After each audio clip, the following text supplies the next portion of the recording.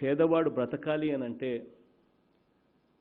పేదవాడు తన కాళ్ళ మీద తాను బతికే పరిస్థితి రావాలి అని అంటే మనం ఇవ్వగలిగిన ఆస్తి పిల్లలకు చదువులే.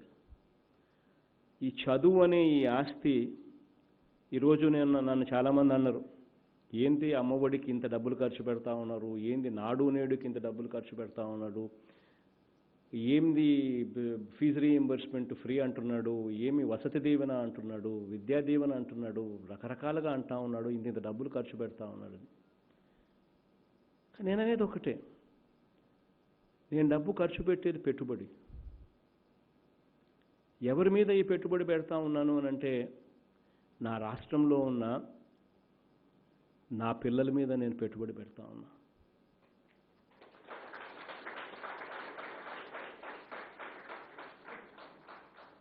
ఈరోజు పరిస్థితి ఒకసారి గమనించినట్లయితే 2011 జనాభా లెక్కల ప్రకారం చూస్తే రాష్ట్రంలో చదువు రాని వారు ఎంతమంది అని చెప్పి చూస్తే మన రాష్ట్రంలో ఆ సంఖ్య 2011 జనాభా లెక్క ప్రకారం 33%.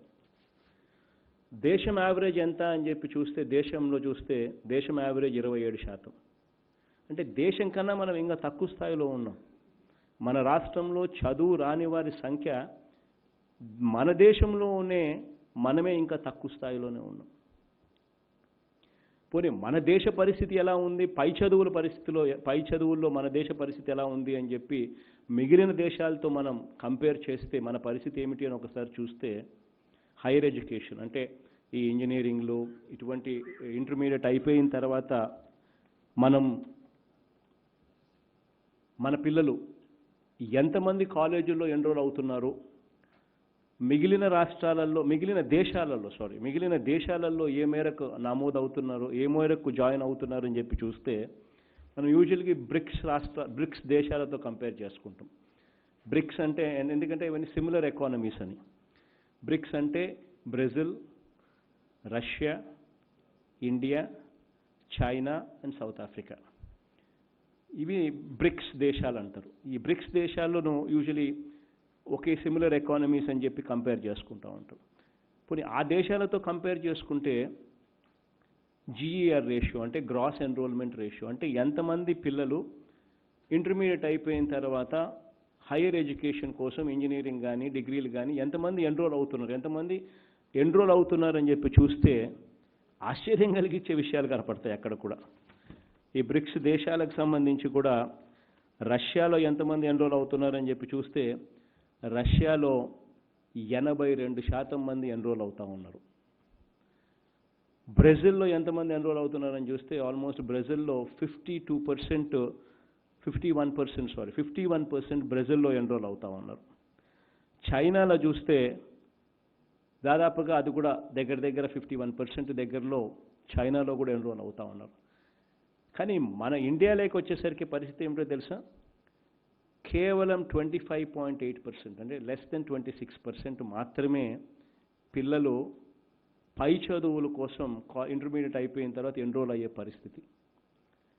అంటే 74% మంది చదువు ఆపేస్తున్నారు అక్కడే చదవడంలా. అంటే ఎందుకు ఈ పరిస్థితి ఉంది అని అంటే కారణం ఏందనంటే చదవడం ఇష్టం లేక కాదు, చదివించే కెపాసిటీ లేక. తల్లిదండ్రులకు చదివించే కెపాసిటీ లేక, ఆ పిల్లలకు కట్టాల్సిన ఆ ఫీజులు కట్టలేక, ఆ ఫీజులను ఆ పిల్లలను చదివించలేని పరిస్థితి. ప్రతి అడుగులోనూ ఇదే కనిపిస్తూ ఉంది. నా కళ్ళ ముందరనే నా పాదయాత్రలోనే చూశా. నెల్లూరు జిల్లాలో ఉదయగిరి నియోజకవర్గం నా పాదయాత్ర జరుగుతూ ఉంది. ఒక ఇంటి ముందర ఒక ఆయన ఒక పెద్ద ఫోటో పెట్టి ఫ్లెక్సీని పెట్టి ఇంటి ముందర ఫ్లెక్సీ ఒకటి కనిపించింది. ఇంట్లో నుంచి ఆయన భార్య వచ్చి నన్ను కలిశారు. పాపం ఆయన పేరు గోపాల్. నాకు ఇప్పటికి కూడా అసలు ఆ పేరైతే నేను నా జీవితంలో మర్చిపోలేను. ఇప్పటికి కూడా నన్ను వచ్చి కలిశాడు. చాలా బాధపడ్డాడు. కళ్ళల్లో నుంచి నీళ్ళు తిరిగి అడిగా నేను, అన్న ఎందుకన్నా బాధపడతా ఉన్నామని. తన అన్న మాటలు ఏమిటో తెలుసా? ఆ ఫ్లెక్సీ చూపించాడు. ఆ ఫ్లెక్సీ ఎవరిదన్నా అని చెప్పన్నా. నా కొడుకుది అన్నాడు. ఏమైందన్నా అన్న. నా కొడుకు బాగా చదువుతాడు, ఇంటర్మీడియట్లో మంచి మార్కులు వచ్చాయి. నా పిల్లలను నా కొడుకుని ఇంజనీరింగ్ చదివించాలి అని చెప్పి ఇంజనీరింగ్లో సీట్ వచ్చింది, చదివించడానికి కాలేజీకి తీసుకెళ్ళా. కాలేజీల్లో ఫీజు చూస్తే దాదాపుగా మెస్సు, బోర్డింగ్, లాడ్జింగ్, మెస్ ఖర్చులతో కలుపుకుంటే దాదాపుగా ₹1,00,000 ఫీజులు అవుతా ఉన్నాయి. ప్రభుత్వం ఎంత ఇస్తూ ఉంది అని చెప్పి చూస్తే కేవలం ముస్టేసినట్టు 30,000-35,000 ఇస్తూ ఉన్నారు. మిగిలిన డబ్బు అప్పో సొప్పో తీసుకొస్తే తప్పనిచ్చి నా పిల్లలను నేను చదివించలేని పరిస్థితి. నా కొడుకు నా పరిస్థితిని చూసి ఆ సీటు వచ్చిన తర్వాత నన్ను అడిగాడు, నాన్న నా చదువు గురించి ఏం చేయాలనుకుంటున్నావు అని. నేను అడిగాను, నువ్వు చదువు నాన్న, నేను ఏదో ఒకటి చేస్తాను అని చెప్పి అప్పు తీసుకొచ్చాను. నా పిల్లల్ని కాలేజీలో చేర్పించాను. అది నా కొడుకు కూడా అర్థమైంది, నేను అప్పు తీసుకొచ్చాను, చేర్పించాను అన్న సంగతి. మొదటి ఏడాది అయిపోయిన తర్వాత సెలవులకి ఇంటికి వచ్చాడు. వచ్చిన తర్వాత రెండో ఏడాది మళ్ళీ అడిగాడు, నాన్న ఈ సంవత్సరం ఏం చేయబోతున్నావు నా ఫీజుల గురించి అని. ఏదో ఒకటి చేస్తాలే నాన్న అన్నాను. ఎలా చేస్తా ఉన్నాను, చేయబోతా ఉన్నానో నా కొడుకు అర్థమైంది. కాలేజీలకు వెళ్ళాడు, ఆత్మహత్య చేసుకున్నాడు. తన చదువు కోసం నేను అప్పుల పాలు కావడం భరించలేక నా కొడుకు ఆత్మహత్య చేసుకున్నాడు అని చెప్పి. ఇది ఆంధ్ర రాష్ట్రంలో ఒక పేదవాడి పరిస్థితి. పిల్లలను చదివించాలన్న ఆరాటం ఉన్నా కూడా చదివించలేని పరిస్థితిలో తల్లిదండ్రులు. మంచి చదువులు చదువుకోవాలన్నా కూడా ఆ చదువులు అందని పరిస్థితిలో పేదవాడు ఉన్నాడు.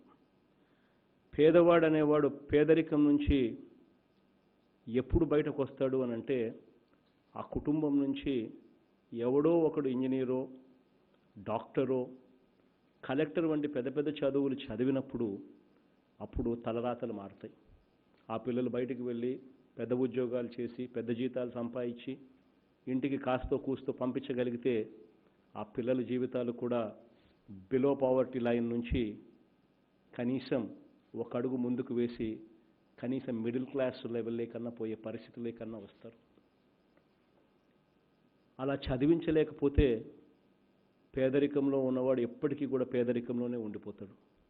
పేదరికానికి దెర్ ఇస్ నో సొల్యూషన్. పేదరికానికి ఉన్న ఏకైక సొల్యూషన్ చదువు.